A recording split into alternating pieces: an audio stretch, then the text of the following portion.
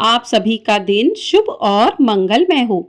आप सभी को अपरा एकादशी की हार्दिक शुभकामनाएं। आप सभी पर भगवान विष्णु की कृपा सदा सर्वदा बनी रहे। आज ज्येष्ठ मास के कृष्ण पक्ष की एकादशी तिथि है और इस एकादशी को अपरा एकादशी के नाम से जाना जाता है। स्वयं भगवान श्री कृष्ण जी ने कहा है, यह अपार धन देने वाली एवं पुण्य को प्रदान करने वाली तथा समस्त पापों का नाश करने वाली एकादशी है। अपरा एकादशी, जिसे अचला एकादशी भी कहा जाता है, वर्ष की अत्यंत पुण्यदायी एकादशियों में से एक मानी जाती है। शास्त्रों में कहा गया है कि अपरा एकादशी का व्रत करने से राजस्व यज्ञ, अश्वमेध यज्ञ, तीर्थ स्थान, गौदान, स्वर्णदान, अन्नदान आदि महान पुण्यों के बराबर फल मिल जाता है।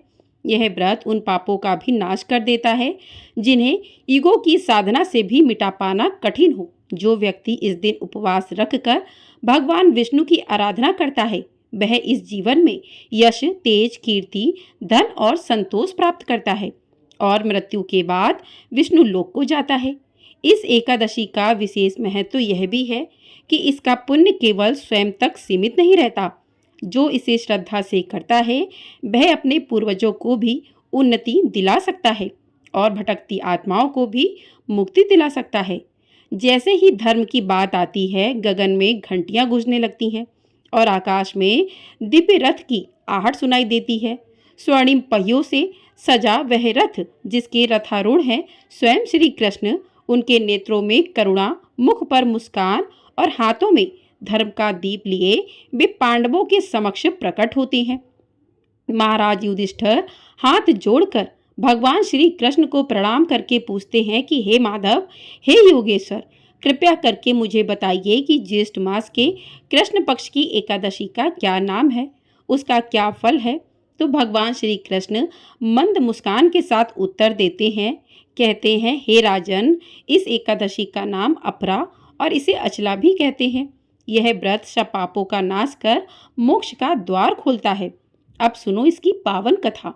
प्राचीन समय की बात है। महिध्वज नाम के एक महान राजा अपने स्वभाव के अनुरूप ही राज्य किया करते थे और सशक्त राजा के शासन में सारी प्रजा भी सुखपूर्वक रह रही थी। राजा महिध्वज का छोटा भाई वज्रध्वज क्रूर, अधर्मी और बड़ा अन्यायी था। वह अपने बड़े भाई से द्वेष और ईर्ष्या रखता था। उससे अपने बड़े भाई की प्रसिद्धि सही नहीं जा रही थी और इसी ईर्ष्या के चलते एक दिन उसने एक कुकर्म कर डाला। उसने अपने बड़े भाई महिध्वज की हत्या कर दी और इतना ही नहीं, उसके शव को जंगल में एक पीपल के पेड़ के नीचे गड्ढा करके दबा दिया। अकाल मृत्यु के कारण वह धर्मात्मा राजा अब प्रेत योनि में पड़ गया और उसी पीपल के पेड़ पर रहकर वह वहां उत्पात मचाने लगा। एक दिन महर्षि धौम्य उधर से गुजरे। उन्होंने पेड़ पर प्रेत देखा और अपने तपोबल से उसकी सारी कहानी जान ली और उसके उत्पात का कारण भी समझ लिया। इसके बाद ऋषि ने उस प्रेत को पीपल के पेड़ से उतारा और परलोक विद्या का उपदेश दिया। इसके अलावा ऋषि ने स्वयं ही राजा की प्रेत योनि से मुक्ति के लिए अपरा अर्थात अचला एकादशी का व्रत किया और उसे अगति से छुड़ाने के लिए अर्थात उसे प्रेत योनि से मुक्ति दिलाने के लिए व्रत के समस्त पुण्य फल को प्रेत बने राजा को अर्पित कर दिया। इस पुण्य के प्रभाव से राजा अब प्रेत योनि से मुक्त हो चुका था और अब वह ऋषि धौम्य को धन्यवाद देता हुआ दिव्य देह धारण करके पुष्पक विमान से स्वर्गलोक को चला गया। भगवान श्री कृष्ण ने धर्मराज युधिष्ठिर से कहा कि हे राजन, यह मैंने लोकहित के लिए बहुत ही पावन कथा कही है। इसे पढ़ने और सुनने से मनुष्य समस्त पापों से मुक्त हो जाता है। कार्तिक पूर्णिमा पर त्रिपुष्कर में स्नान करने या गंगा तट पर पितरों का पिंडदान करने से मिलता है, वही फल अपरा एकादशी का व्रत करने से मिल जाता है। मकर के सूर्य में प्रयागराज के स्नान से, शिवरात्रि का व्रत करने से, सिंह राशि के बृहस्पति में गोमती नदी के स्नान से, कुंभ में केदारनाथ के दर्शन या बद्रीनाथ के दर्शन, सूर्य ग्रहण में कुरुक्षेत्र के स्नान से, स्वर्णदान करने से या फिर अर्घ प्रसूता गोदान से जो फल मिलता है, वही फल अपरा एकादशी व्रत के पुण्य प्रभाव से मिल जाता है। भगवान श्री कृष्ण के अनुसार अपरा एकादशी का व्रत पाप रूपी वृक्ष को काटने के लिए कुल्हाड़ी के समान है और इस एकादशी का व्रत और भगवान का पूजन करने से मनुष्य सभी पापों से छूटकर अंत में वैकुंठ धाम को चला जाता है। भगवान श्री कृष्ण ने इस कथा को समाप्त करते हुए अपरा एकादशी के महात्म्य का वर्णन प्रारंभ किया। भगवान श्री कृष्ण ने कहा कि ज्येष्ठ मास के कृष्ण पक्ष में आने वाली इस अपरा एकादशी का पालन करने वाला व्यक्ति ऐसे जघन्य पापों से मुक्ति प्राप्त करता है जो अत्यंत गंभीर होते हैं, जैसे कि भ्रूण हत्या, ब्रह्म हत्या, अनैतिक संग, झूठ बोलना, झूठी गवाही देना, संपत्ति की इच्छा से वेदों का अध्ययन और अध्यापन करना, अपनी मर्जी से मनगढ़ंत ग्रंथ लिखना यानी झूठा शास्त्र बनाना, ज्योतिष द्वारा किसी को भरमाना, झूठा वैद बनकर लोगों को ठगना आदि भयंकर पाप भी अपरा एकादशी के व्रत से नष्ट हो जाते हैं। युद्ध क्षेत्र से भागे हुए क्षत्रिय को नरक की प्राप्ति होती है, किंतु अपरा एकादशी का व्रत करने से उसे भी स्वर्ग की प्राप्ति हो जाती है। गुरु से विद्या अर्जित करने के बाद जो शिष्य अपने ही गुरु की निंदा करते हैं तो वे अवश्य ही नरक में जाते हैं। अपरा एकादशी का व्रत करने से इनके लिए स्वर्ग जाना संभव हो जाता है। तीनों पुष्करों में स्नान करने से अथवा कार्तिक महीने में स्नान करने से या फिर गंगा जी के तट पर पितरों को पिंडदान करने से जो फल प्राप्त होता है वही फल अपरा एकादशी का व्रत करने से प्राप्त हो जाता है। बृहस्पति के दिन पवित्र गोमती नदी में स्नान करने से, कुंभ में श्री केदारनाथ जी के दर्शन करने से तथा बद्रिका आश्रम में निवास करने से और सूर्य तथा चंद्र ग्रहण के समय कुरुक्षेत्र में स्नान करने से जो फल सिंह राशि वालों को प्राप्त होता है वह फल अपरा एकादशी के व्रत के समान होता है। जो फल हाथी घोड़े के दान से तथा यज्ञ में स्वर्ण दान से मिलता है वही फल एकमात्र अपरा एकादशी का व्रत रखने से मिल जाता है। गौ तथा भूमि या स्वर्ण के दान का फल भी इसके समान होता है।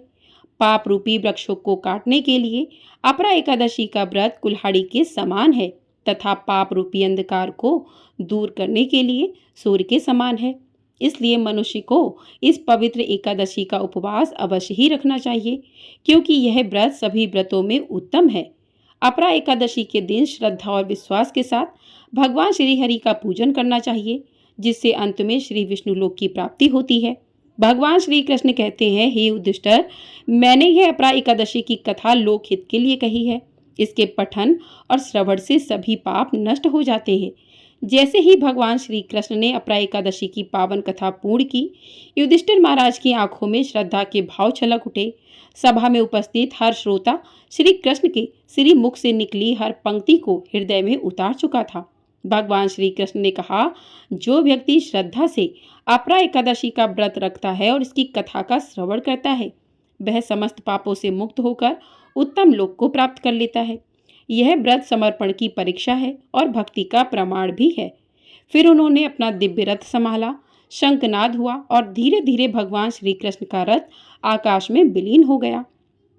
एक दिव्य स्वर वातावरण में गूंजित हो रहा था, हरे कृष्णा कृष्ण कृष्ण हरे हरे, राम राम राम राम हरे हरे। अंत में बोलना चाहिए, हे श्री हरि विष्णु, हमारे द्वारा किया गया यह व्रत, यह कथा श्रवण आपको समर्पित है। आप हमारे पापों को क्षमा करें, हमें जीवन में धर्म, भक्ति और मोक्ष का पथ दिखाएं। लेकिन एकादशी का कथा का पूर्ण फल तभी मिलता है जब हम एकादशी माता की कथा का श्रवण करते हैं। 11 माता अर्थात एकादशी माता की कथा श्रद्धा से सुनने पर न केवल व्रत का पुण्य फल कई गुना बढ़ जाता है, बल्कि माता स्वयं भक्त के जीवन को कष्टों से मुक्त करती हैं और व्रत को सिद्ध करती हैं। तो आइए अब सुनते हैं एकादशी माता की कथा, जिन्होंने इस धर्म मार्ग को मानव जीवन में उतारा है। तो प्रेम से बोलिए, एकादशी माता की जय। युधिष्ठिर ने भगवान श्री कृष्ण से पूछा कि भगवान, पुण्यमयी एकादशी तिथि कैसे उत्पन्न हुई? इस संसार में वह क्यों पवित्र मानी गई तथा देवताओं को कैसे प्रिय हुई? तो श्री कृष्ण भगवान बोले कि कुंती नंदन, प्राचीन समय की बात है। सतयुग में मुर नामक दानव रहता था। वह बड़ा ही अद्भुत, अत्यंत रौद्र तथा संपूर्ण देवताओं के लिए भयंकर था। उस काल रूपधारी दुरात्मा महासुर ने इंद्र को भी जीत लिया था। संपूर्ण देवता उससे परास्त होकर स्वर्ग से निकाले जा चुके थे, विचरा करते थे। एक दिन सब देवता महादेव जी के पास गए। वहां इंद्र ने भगवान शिव के आगे सारा हाल कह सुनाया। इंद्र बोले, हे महेश्वर, ये देवता स्वर्गलोक से निकाले जाने के बाद पृथ्वी पर विचर रहे हैं। मनुष्यों के बीच रहना इन्हें शोभा नहीं देता। हे देव, कोई उपाय बताइए। देवता किसका सहारा ले? महादेव जी ने कहा, देवराज, जहाँ सबको शरण देने वाले, सबकी रक्षा में तत्पर रहने वाले जगत के स्वामी भगवान गरुड़ ध्वज विराजमान है, वहां जाओ, वे तुम लोगों की रक्षा अवश्य करेंगे। भगवान श्री कृष्ण कहते हैं, हे युधिष्ठिर, महादेव जी की यह बात सुनकर परम बुद्धिमान देवराज इंद्र संपूर्ण देवताओं के साथ क्षीर सागर में गए, जहां भगवान गदाधर सो रहे थे। इंद्र ने हाथ जोड़कर उनकी स्तुति की। इंद्र बोले कि देव देवेश्वर, आपको नमस्कार है। हे देव, आप ही पति, आप ही मति, आप ही कर्ता और आप ही कारण हैं। आप ही सब लोगों की माता और आप ही जगत के पिता हैं। देवता और दानव दोनों ही आपकी वंदना करते हैं। हे पुंडरीकाक्ष, आप दैत्यों के शत्रु हैं। मधुसूदन, हम लोगों की रक्षा कीजिए। हे प्रभु जगन्नाथ, अत्यंत उग्र स्वभाव वाले महाबली मुर नामक दैत्य ने इन संपूर्ण देवताओं को जीतकर स्वर्ग से बाहर निकाल दिया है। भगवान देव देवेश्वर, देवता भयभीत होकर आपकी शरण में आए हैं। दानवों का विनाश करने वाले कमल नयन भक्त वत्सल जनार्दन, हमारी रक्षा कीजिए। भगवान, शरण में आए हुए देवताओं की सहायता कीजिए। इंद्र की बात सुनकर भगवान विष्णु बोले, देवराज, यह दानव कैसा है, उसका रूप और बल कैसा है, तथा उस दुष्ट के रहने का स्थान कहाँ है? देवराज इंद्र बोले कि देवेश्वर, पूर्व काल में ब्रह्मा जी के वंश में तालजंग नामक एक महान असुर उत्पन्न हुआ था, जो अत्यंत भयंकर था। उसका पुत्र मुर दानव के नाम से विख्यात है। वह भी अत्यंत उत्कट, महापराक्रमी और देवताओं के लिए भयंकर है। चंद्रावती नाम से प्रसिद्ध एक नगरी है, उसमें स्थान बनाकर वह निवास करता है। उस दैत्य ने समस्त देवताओं को परास्त करके उन्हें स्वर्गलोक से बाहर कर दिया। उसने एक दूसरे ही इंद्र को स्वर्ग के सिंहासन पर बैठाया। अग्नि, चंद्रमा, सूर्य, वायु तथा वरुण भी उसने दूसरे ही बनाए हैं। हे जनार्दन, मैं सच्ची बात बता रहा हूँ, उसने सब कोई दूसरे ही कर लिए हैं। देवताओं को तो उसने उनके प्रत्येक स्थान से वंचित कर दिया है। इंद्र की यह बात सुनकर भगवान जनार्दन को बड़ा क्रोध आया। उन्होंने देवताओं को साथ लेकर चंद्रावती नगरी में प्रवेश किया। भगवान गदाधर ने देखा कि दैत्यराज बारंबार गर्जना कर रहा है और उससे परास्त होकर संपूर्ण देवता दसों दिशाओं में भाग रहे हैं। अब वह दानव भगवान विष्णु को देखकर बोल खड़ा रहे। उसकी यह ललकार सुनकर भगवान के नेत्र क्रोध से भरकर लाल हो गए। वे बोले, अरे दुराचारी दानव, मेरी इन भुजाओं को देख। यह कहकर श्री हरि विष्णु जी ने अपने दिव्य बाणों से सामने आए हुए दुष्ट दानवों को मारना आरंभ किया। दानव भय से विहल हो उठे। भगवान श्री कृष्ण कहते हैं कि हे पांडु नंदन, तत्पश्चात श्री विष्णु ने दैत्य सेना पर चक्र का प्रहार किया। उससे छिन्न भिन्न होकर सैकड़ों योद्धा मौत के मुख में चले गए। इसके बाद भगवान मधुसूदन बद्रिक का आश्रम को चले गए। वहां सिंगावती नाम की गुफा थी, जो 12 योजन लंबी थी। उस गुफा में एक ही दरवाजा था। भगवान विष्णु उसी में सो गए। वह दानव मुर भगवान को मार डालने के उद्देश्य से उनके पीछे पीछे तो लगा ही था, अतः उसने भी उसी गुफा में प्रवेश किया। वहां भगवान को सोते देख बड़ा हर्ष हुआ। उसने सोचा, यह दानवों को भय देने वाला देवता है, अतः निसंदेह इसे मार डालूंगा। दानव के इस प्रकार विचार करते ही भगवान विष्णु के शरीर से एक कन्या प्रकट हुई, जो बड़ी ही रूपवती, सौभाग्यशालिनी तथा दिव्य अस्त्र शस्त्रों से सुसज्जित थी। वह भगवान के तेज के अंश से उत्पन्न हुई थी। उसका बल और उसका पराक्रम महान था। दानवराज मुर ने उस कन्या को देखा। कन्या ने युद्ध का विचार करके दानव के साथ युद्ध के लिए याचना की। तत्पश्चात युद्ध छिड़ गया। कन्या सब प्रकार की युद्ध कला में निपुण थी। वह मुर नामक महान असुर उसके हुंकार मात्र से राख का ढेर हो गया। दानव के मारे जाने पर भगवान जाग उठे। उन्होंने दानव को धरती पर इस प्रकार निष्प्राण पड़ा देखकर कन्या से पूछा, मेरा यह शत्रु अत्यंत उग्र और भयंकर था, किसने इसका वध किया है? कन्या बोली, प्रभु, आपके ही प्रसाद से मैंने इस महादैत्य का वध किया है।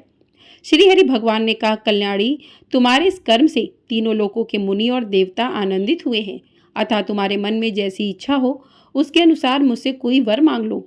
देव दुर्लभ होने पर भी वह वर मैं तुम्हें दूंगा, इसमें तनिक भी संदेह नहीं है। वह कन्या साक्षात एकादशी ही थी। कन्या ने कहा, प्रभु यदि आप प्रसन्न हैं तो मैं आपकी कृपा से सब तीर्थों में प्रधान, समस्त विघ्नों का नाश करने वाली तथा सब प्रकार की सिद्धि देने वाली देवी हूँ। जो लोग आप में भक्ति रखते हुए मेरे दिन का उपवास करेंगे उन्हें सब प्रकार की सिद्धि प्राप्त हो। जो लोग उपवास करके मेरे व्रत का पालन करेंगे उन्हें आप धन, कर्म और मोक्ष प्रदान कीजिए। श्री विष्णु बोले, कल्याणी तुम जो कुछ कहती हो वह सब पूर्ण होगा। भगवान श्री कृष्ण कहते हैं, युधिष्ठिर ऐसा वर पाकर महाव्रता एकादशी बहुत प्रसन्न हुई। दोनों पक्षों की एकादशी समान रूप से कल्याण करने वाली है। इसमें शुक्ल और कृष्ण पक्ष का भेद नहीं करना चाहिए। यदि उदय काल में थोड़ी सी एकादशी, मध्य में पूरी द्वादशी और अंत में किंचित त्रयोदशी हो तो वह त्रिस्पर्शा एकादशी कहलाती है। वह भगवान को बहुत अधिक प्रिय है। यदि एक त्रिस्पर्शा एकादशी का उपवास कर लिया जाए तो 1000 एकादशी व्रतों का फल प्राप्त होता है तथा इसी प्रकार द्वादशी में पारण करने पर 1000 गुना फल मिल जाता है। अष्टमी, एकादशी, षष्ठी, तृतीया और चतुर्दशी ये यदि पूर्व तिथि से विरुद्ध हो तो उनमें व्रत नहीं करना चाहिए। परिवर्तनी तिथि से युक्त होने पर ही भी एकादशी हो तथा दूसरे दिन केवल प्रातःकाल एक दंड एकादशी रहे तो पहली तिथि का परित्याग करके दूसरे दिन की द्वादशी युक्त एकादशी को ही उपवास करना चाहिए। यह विधि मैंने दोनों पक्षों की एकादशी के लिए बताई है। जो मनुष्य एकादशी को उपवास करता है वह वैकुंठ धाम में जाता है, जहाँ साक्षात भगवान गरुड़ध्वज विराजमान रहते हैं। जो मानव हर समय एकादशी के महात्म्य का पाठ करता है उसे 1000 गौदान के पुण्य का फल प्राप्त होता है। जो दिन या रात में भक्ति पूर्वक इस महात्म्य का श्रवण करते हैं वे निसंदेह ब्रह्म हत्या आदि पापों से मुक्त हो जाते हैं। एकादशी के समान पापनाशक व्रत दूसरा कोई भी नहीं है। तो प्रेम से बोलिए भगवान विष्णु की जय। प्रेम से बोलिए माता एकादशी की जय। तो इस प्रकार से अपरा एकादशी की व्रत कथा पूर्ण हुई। अब करते हैं भगवान विष्णु की आरती। जय जगदीश हरे, भक्त जनों के संकट क्षण में दूर करे। ओम जय जगदीश हरे, जो ध्यावे फल पावे, दुख विन से मन का, सुख संपत्ति घर आवे, कष्ट मिटे तन का। ओम जय जगदीश हरे, मात पिता तुम मेरे, शरण गहूँ मैं किसी की, तुम बिन और न दूजा, आस करूँ मैं जिसकी। ओम जय जगदीश हरे, तुम पूरन परमात्मा, तुम अंतर्यामी, पार ब्रह्म परमेश्वर, तुम सबके स्वामी। ओम जय जगदीश हरे, तुम करुणा के सागर, तुम पालन करता, मैं मूर्ख खल कामी, कृपा करो भरता। ओम जय जगदीश हरे, तुम हो एक अगोचर, सबके प्राणपति, किस विध मिलूं दया मैं तुमको, मैं कुमति। ओम जय जगदीश हरे, दीन बंधु दुख हरता, तुम ठाकुर मेरे, अपने हाथ उठाओ, द्वार पड़ा तेरे। ओम जय जगदीश हरे, विषय विकार मिटाओ, पाप हरो देवा, श्रद्धा भक्ति बढ़ाओ, संतन की सेवा। ओम जय जगदीश हरे, तन मन धन और संपत्ति सब कुछ है तेरा, तेरा तुझको अर्पण क्या लागे मेरा। ओम जय जगदीश हरे, श्री जगदीश जी की आरती जो कोई नर गावे, कहत शिवानंद स्वामी, मन वांछित फल पावे। ओम जय जगदीश हरे, ओम जय जगदीश हरे, स्वामी जय जगदीश हरे। प्रेम से बोलिए भगवान विष्णु की जय। प्रेम से बोलिए एकादशी माता की जय। प्रेम से बोलिए मधुसूदन भगवान की जय। तो इस प्रकार से अपरा एकादशी की कथाएं और आरती पूर्ण हुई। आपको ये वीडियो पसंद आई हो तो वीडियो को लाइक कर लीजिएगा। चैनल पर नए हैं तो चैनल को सब्सक्राइब भी कर लीजिएगा। आपको हमारे चैनल पर प्रदोष व्रत की कथा और साथ ही वट सावित्री व्रत की कथा भी सुनाई जाएगी। तो आप लोग चैनल को सब्सक्राइब करके ढेर सारा प्यार ज़रूर दीजिएगा। तो दोस्तों हमारी आवाज़ में बहुत ज़्यादा परेशानी आ रही है, जिस वजह से आप लोगों को वीडियो मैंने काफ़ी दिनों से नहीं दे पाई हैं। गला एकदम जाम हो चुका था, अब थोड़ी-सी आवाज़ ठीक हुई है, तो मैं आप लोगों के लिए प्रतिदिन हर व्रत त्योहार की वीडियो लेकर आऊँगी। तो आप लोग चैनल को सब्सक्राइब कर लीजिएगा और ढेर सारा प्यार ज़रूर दीजिएगा। अभी भी गले में थोड़ी-सी परेशानी है, धीरे-धीरे थोड़ी-सी परेशानियाँ ठीक हो जाएगी। बिल्कुल आवाज़ नहीं निकल रही थी, लेकिन अब थोड़ी आवाज़ निकलना शुरू हुई है। तो आप लोगों के लिए मैं वीडियो लेकर आई हूँ। तो आप लोग अपना ढेर सारा प्यार ज़रूर दीजिएगा, सपोर्ट कीजिएगा और वीडियो पसंद आए लाइक कर दीजिएगा। कमेंट बॉक्स में भगवान विष्णु की जय भी अवश्य लिखिएगा। जय श्री विष्णु, जय श्री कृष्ण, राधे राधे।